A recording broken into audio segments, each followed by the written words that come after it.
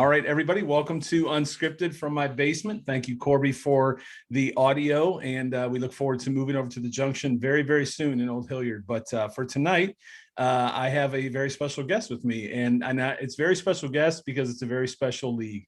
And Joe, why don't you go ahead and introduce yourself, and we'll go from there. So my name is Joe Fox, and I have the privilege and the pleasure of being the director of the Miracle League of Central Ohio. There you go. Joe, and you just told me this offline, but let's go ahead and cover it with the audience since they weren't listening.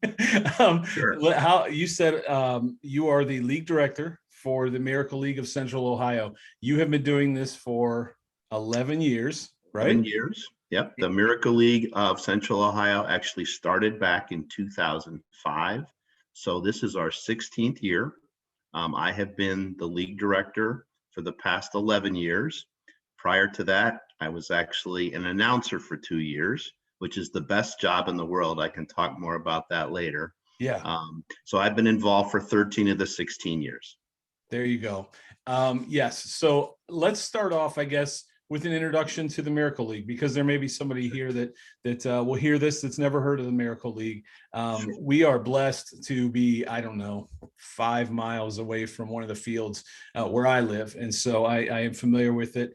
And I can tell a little personal story at some point as well. But for anybody that's not familiar with the Miracle League, can you explain to us what the Miracle League is? Sure. The Miracle League is a baseball league for athletes with special needs. And we have, when I say special needs, I mean all kinds of special needs. We have athletes who are in wheelchairs, athletes with walkers, a lot of autistic athletes. The span of age for players in the Miracle League ranges from about 3 to in their 30s, and I'll talk a little bit about the two different leagues. The Miracle League plays at a special field at Darry Fields in Dublin. Mm-hmm. It has a special surface, an AstroTurf surface that enables players to play with wheelchairs and walkers. This summer, we have more than 250 players in our Saturday league, which is the larger league. We'll probably have another 30 to 40 players in our night league, which is for older teens and young adults. Awesome. The Miracle League of Central Ohio is one of about 200 Miracle Leagues around the country. We actually are one of the biggest. Wow. Yeah, I believe so. Based on some statistics that I saw I think it was an NBC News report where they covered it, and that is a very large and we group. Keep growing every year. This past year we did not play last summer because of COVID-19. Mm-hmm. But we just started our 2021 season on May the 1st, and despite the pandemic, we almost broke the record for the number of players, which I think says a lot about how anxious everybody is to get things back to normal. So yeah, absolutely. And so far we have played May 1st and May 15th. We could not play May the 8th because it was too cold. Cold. Would you believe that in May, yes. Right? But I think that's a good point. Don't you play your seasons a little earlier in the summer, and then is there one in the fall as well because of the weather and maybe the challenges that would present for some athletes? Yes. So what we do is we usually start in early May and we usually go until mid-July. So we have a 10-game season. So we do not play either Memorial Day weekend or the 4th of July weekend. Every Saturday of the Saturday League plays 8 games. There are 16 teams, each with about 15 or 16 players on each team. And we do start in early May because by the middle to end of July, it gets very, very hot out there. And we're very sensitive to protecting our players. Yeah. So and we will this year we finish up on July the 17th. Okay. And is there a fall league as well? Or is there is not, although we do have the night league, which is the league for older teens and young adults. They do play into September because they're playing at night, so it's cooler. Yeah. And then usually at the end of September or in early October when we can avoid a Buckeye football game, have our World Series, where we scramble the teams and we form all-star teams. And that's our special event in September. And then one more time we get together, typically in December, for what we call Afternoon with Santa. We have a event where the special needs kids can come, and for many of them, it's their first chance to sit on Santa's lap. So it's really a special day. Oh, that's awesome. And that's what I was going to say. My experience, and I'll go into a little bit more about the experience again a little bit later. But the one experience that I had that I thought was so special was this is a party. I mean, it is fun. Really? It is from the minute you walk up. There's a DJ, as you said, you're the announcer, Right. or you were the announcer, and it's a booming voice and it's exciting, and they say each player's name. And I mean, you would think you're at a Major League Baseball game in the World Series itself. There's so much just fanfare and fun, and I think they had snow cones or ice cream cones or something when I was there the one time, and it's just a blast, and all it's really all about having fun and giving an opportunity, and that's why I love it so much. It's really, I mean, it's special. It's very, very special. You have described the environment perfectly. It's probably one of the most uplifting environments you can be in. In today's world where sports are so competitive, right. You come there and everybody is rooting for every player. Right. And magically, even if there are 15 players on one team and 12 on the other, every game ends up in a tie. Somehow we create some runs, but it's just such a positive experience. Mm-hmm. I can talk a little bit more about some of the volunteers and how it's a very positive experience for them too. It's really a positive experience for everybody, because obviously the players are getting a chance to play baseball, which they ordinarily would not get to do. Mm-hmm.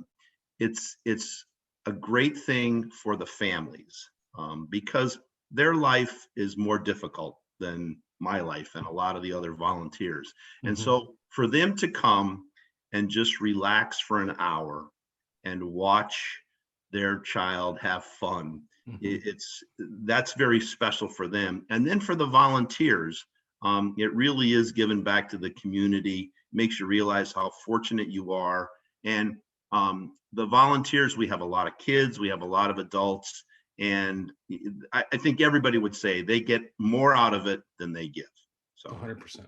And I think that extends to the fans as well.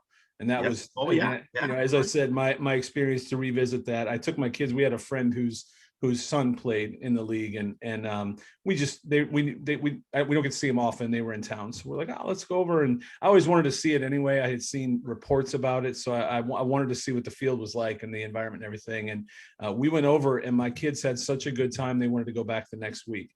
That's and great. I mean, and that was the honest truth. They wanted to go back again, and they wanted to celebrate our friend, but also I think just be in the environment. And for me, that was awesome, because all three of my kids are in some level of sports. And I remember walking away thinking, every coach, and if you're hearing this and you have a team, I don't care what league it is, it's swimmers, wrestlers, football players, basketball players, it doesn't matter what sport, you need to take your team and you need to spend a Saturday. Obviously you're gonna talk about volunteering, that would be ultimate, but just stop by a game and watch, even just for a few innings. And I guarantee your team's going to have a little bit of an opportunity to maybe take some inventory on priorities, on how fortunate they are, and all those things. It's just a very special, and it's fun. It's really fun. So, and that is very true.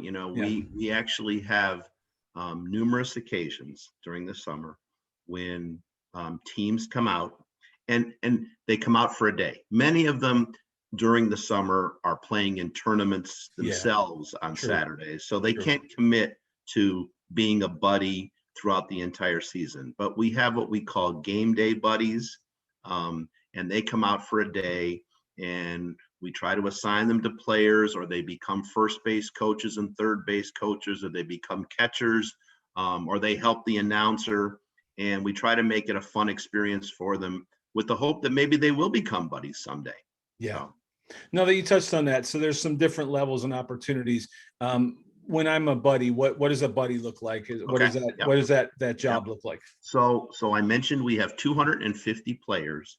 This summer we have more than 300 volunteers. And the vast majority of them are buddies.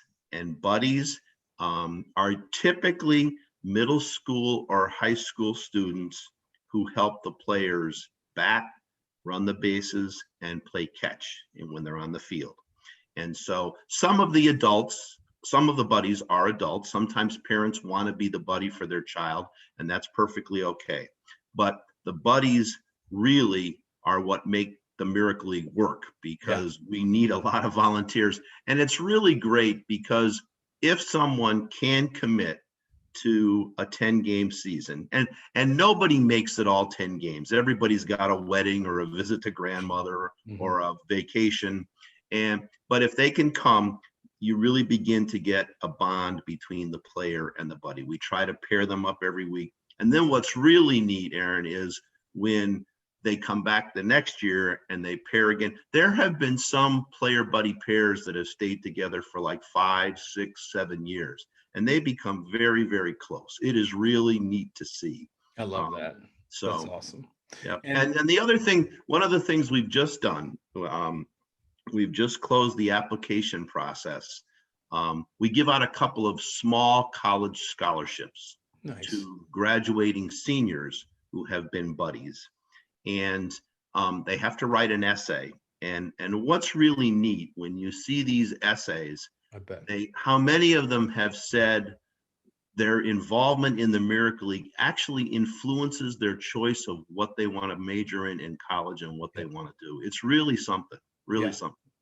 There's no doubt in my mind that I don't know how you can go to a Miracle League game, let alone really immerse yourself as a volunteer or even more, and not be changed somehow, walk away the same way as you got there. I don't know. I really don't, because and I would think that the volunteers do a pretty good job too of bringing the energy and the excitement, and the players are really excited too, but those buddies, I'm sure, help a lot with really keeping the excitement up too. They do. They definitely do. And I mentioned being an announcer because as I said, that is the best job in the world, because all of the kids have nicknames.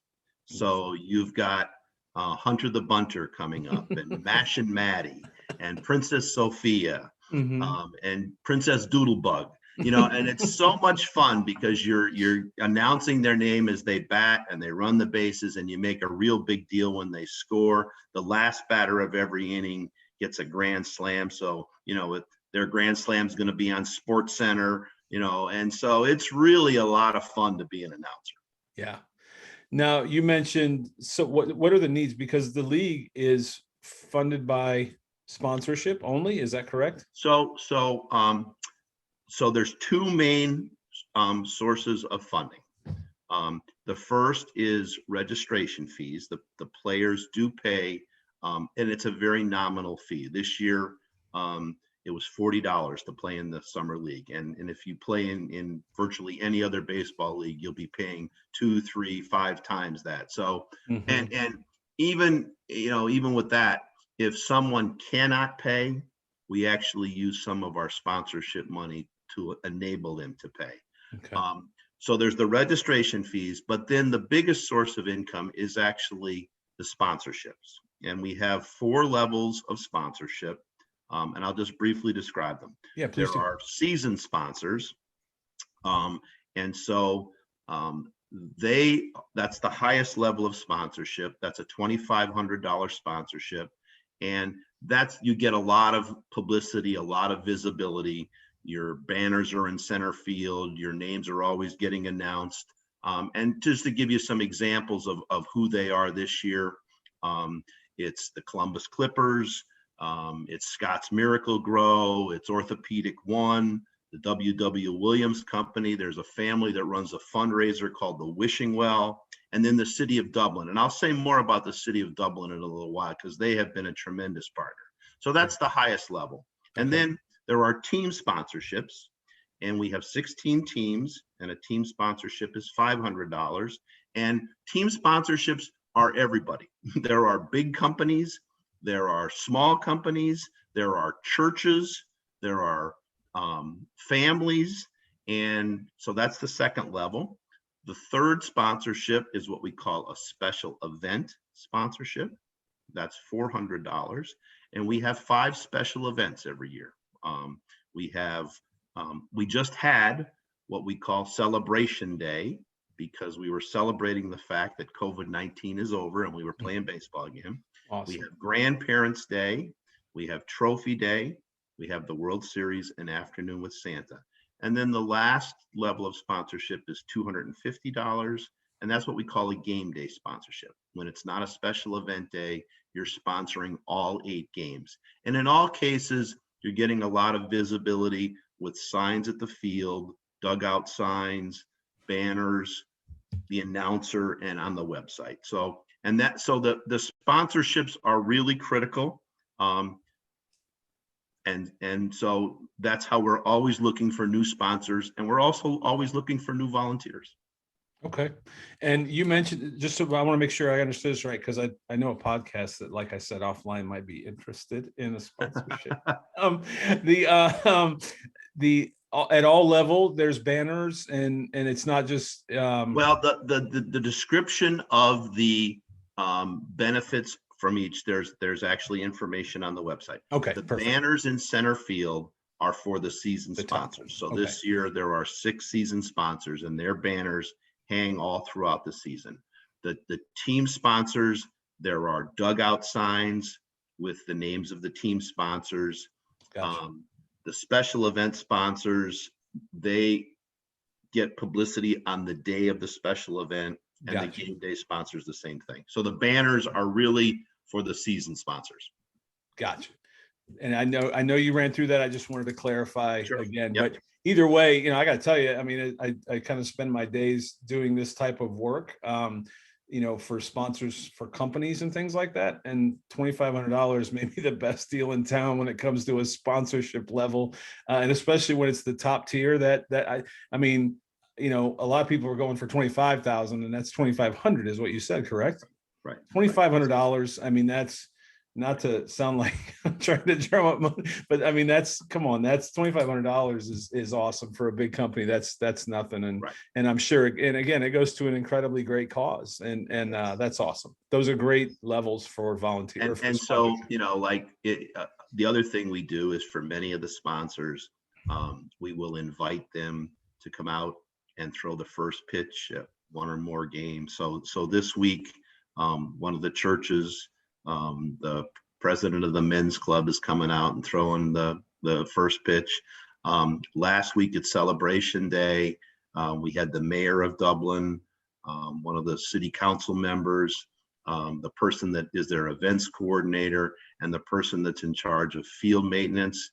They all came out and threw out first pitches. So that's great. We really appreciate our sponsors, and we try to acknowledge them. That's great. And you mentioned the city of Dublin. Did you want to touch on the city of Dublin? You said? Oh yeah, boy, I could go on for a long time with the city of Dublin. So let me just start this way and say, the creation of the Miracle League in Dublin is probably one of the most impressive grassroots stories you will ever hear. Okay? Awesome. This goes back to 2005. And a gentleman by the name of Terry Lydon, who's a Dublin resident, was watching ESPN, and he heard about a Miracle League in Alabama or Georgia. And although Terry did not have a special needs child, he actually went to Dublin City Council, and he said, we need to do something like this in Dublin. We need to create a league like this. And from the very outset, Dublin City Council was very supportive. They said to Terry, we will give you the land. Okay, there's a parcel of land at Darry Fields that we could commit. But Terry, it's going to be up to you to raise the money. Wow. Well, Terry and a small handful of volunteers raised several $100,000 by reaching out to the corporate community, and they, and I can remember actually going to the groundbreaking. It was in May of 2005. I knew about it because I was involved in Dublin baseball, and they invited people to come out for the groundbreaking, and they had the mayor of Dublin and some of the big sponsors. And I remember looking literally at a field of corn and saying, and they said, well, it's May. We're gonna not play during the summer because the field won't be done until September. We're gonna play in the fall. And I looked at my wife and I said, there's no way they're gonna be no way. Okay. And I was partially right, because they finished the field ahead of schedule and started playing in August, which was just, and all of this was the grassroots effort by a handful of people with support from the city of Dublin. Since then, all 16 years, the city of Dublin has been a tremendous partner. They have helped us expand our facilities. They've helped us push shading over the bleachers. We were one of the first baseball fields in Dublin to have shading over the bleachers. They put a new garage on that has become our storage space. They help with all of the field maintenance. They've helped with special events. We had what we call our 10cennial for our 10th anniversary. The city of Dublin gave us money to help us with that event. We cannot thank the city of Dublin enough. And it's been fantastic, just fantastic. And it is a gorgeous facility. It is really, really nice. I mean, does anybody play on that field when you're not in season, or is it off limits? So no, it's definitely open. But I would actually like to see it used more by other groups. I have reached out to Special Olympics, for example, and said, come out and use the field. And also, there is a special needs playground, and there are actually some training stations for Special Olympics where you can come out and do some workouts. So I've reached out to Special Olympics. What also happens is that some special needs classes at the schools will reach out to me and say, could we use the field on a Thursday for one of our classes? And the answer is always yes. And then there are families in the league that will say, we'd like to have our birthday party out there. And the answer is yes. Okay. And then I think a church group one time, they wanted to have a kickball tournament. So we had a kickball tournament. Do you rent the field, or do they just need to contact you? Everything is free. All you have to do is contact me, and that's doable through the website. And we can make the equipment available. And so, there is no charge to use the field. Even more reason to be a sponsor then. I mean, there's cost. There has to be a cost involved. Even when somebody's just borrowing it, there has to be a cost involved. But to your point, in my previous life, I just recently left a facility that we had some indoor space. And my favorite days, despite we had some mega stars in there at times, but my favorite days were the days that the special needs classes would come over from Hilliard schools. It was my favorite email every year. Hey, can we come over? We'd get it on the calendar, and it was just fun. I enjoyed it. And then they always, I still have them in my office here at the house. They would always write me thank you notes afterwards. And they get a tear in your eye. Tug at your heart. Yeah, that's right. Yeah. I've gotten some of those too. Yeah. Yeah, because it's so tender and special. And again, we're inundated, especially for those of us that have kids in sports. We can easily start to go down a path and a river that just takes us wherever it takes us. And before you know it, we got to be in this league, and we got to wear this uniform. We have to play on this and do that. And, and it just brings you quickly back to remember it's just such a simple, fun game. And there's a lot of people that just want to play. Want to play. That's it. And so I'm such a huge fan of everything that the Miracle League does. And again, these are across the country. So anybody listening to the podcast that maybe reaches outside of Ohio, please check locally, because there's probably one. Do you know how many states they're in by chance? I honestly don't know, but I know there are over 200. Yeah. And one of the neat things that the national organization has done, and they started this 2 years ago. They actually have a national all-star game. Oh, And they wow. invite all of the leagues to send a representative. And so now they didn't have one last year because of COVID, but we have sent a representative to both of the All-Star games. And one was easy. One was in Findlay, Ohio. So Nice. actually, one of our night league teams went up and became the opposition for the All-Star team. But 2 years ago, I went to the All-Star game with one of our veteran players and his parents to Sioux City, Iowa. And Aaron, this was amazing because literally, as they introduced the players, they walked out of a field of corn, just like in a field of dreams. Oh, that's great. Now, it wasn't real corn, it was metal corn, but it was the coolest thing to have them come out of the corn onto the Miracle League field. And then they did a wonderful job hosting the All-Star weekend. So yeah. Well, I can tell by your joy in this conversation that you love what you do, and I tell everybody so this is the best thing I have ever done. No, without question. So. Well, that's awesome. So just to recap, and I think probably let's start with the links. So if I've heard this and I'm interested, let's just say I'm in Ohio, I'm interested in volunteering or one of the 4 sponsorship levels or being a buddy or any of the things we've talked about. What's my next move? So we do have a website, and that is www.miracleleaguecentraloh.org. Okay. miracleleaguecentraloh.org. And when you go to the website, you can find information about volunteering, find information about sponsorships. If you're a player, that's where all of the registration happens. That's where all the schedules are posted. And then there's contact information. We have a Gmail account, and we can answer questions. A lot of times when people are interested, I will usually schedule a phone call with them. It's a lot easier than 5 or 6 emails to just talk to somebody on the phone for 20 minutes. And usually after I describe the opportunities, people are hooked. They'll say, I want to become an announcer, or I'd like to be an assistant coach. You know, I used to play baseball, and so I'd like to coach. Groups will say, we want to host the refreshments on Grandparents' Day. So go to the website, get the contact information, and we'll be happy to answer any questions.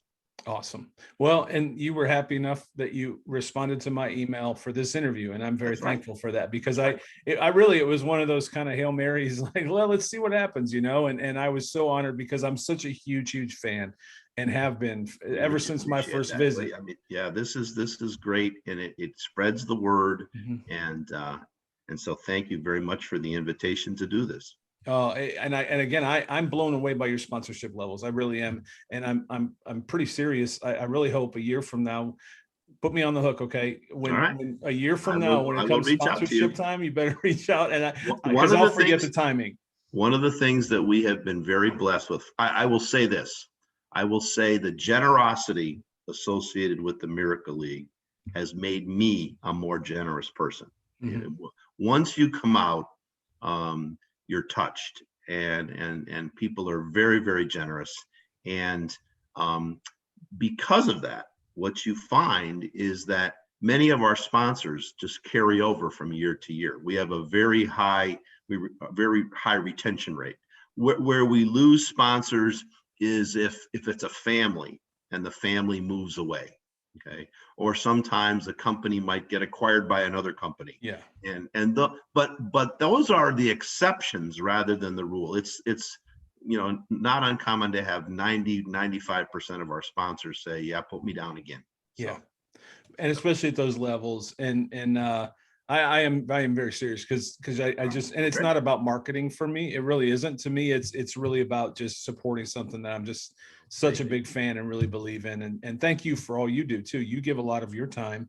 I'm sure this isn't, this isn't just a couple hours on a Saturday. It's a big job. And the success of the league is clearly because of your leadership in that. And so thank you for leading that. I have a lot of help, a lot of good help, believe me. Well, we could always use more. So if you're hearing this, let's go to, let's give those sponsorship levels, but also look at the volunteering. And I am very serious when I say, coach, if you're hearing this, and I don't know what coach may be listening, but whatever coach you are, please reach out, because I can't recommend it enough that you go and just, even if you just spend an inning, just watch an inning Right. and let your team be kind of hooked. just get some perspective, and I guarantee they'll have a great time. So, Right. And you want to bring your team out. Yep. absolutely. Thank you so much for your time. It You're really, very, and very welcome. I hope Thank that you for your time. Thank you for your time. on the website, the schedule is that on there as well? Yep. On the home page at the bottom are the schedules for all 10 weeks. First game starts at 9:45. Last game starts at 6:30, and you can come and root for your favorite team. So, Well, the other thing I'm going to guarantee is I'm going to be out before the summer's over, before the all right. season's over. I want to get out, and I'll shout at you. I'm sure you're busy I'm on that day. So usually hanging around the announcers booth, and I'm there for much of the season. Again, I've got some very good volunteers, so every once in a while I can sneak home and have lunch or have dinner, but I'm usually there at the beginning and there at the end, because there's a lot to do in terms of setup and takedown. So I'm sure. All right. Well, thank you for your time. I hope to see you Thank this you, summer. Aaron. I will definitely hear from you next year, like probably a few months before that time. And I really I'm serious about that.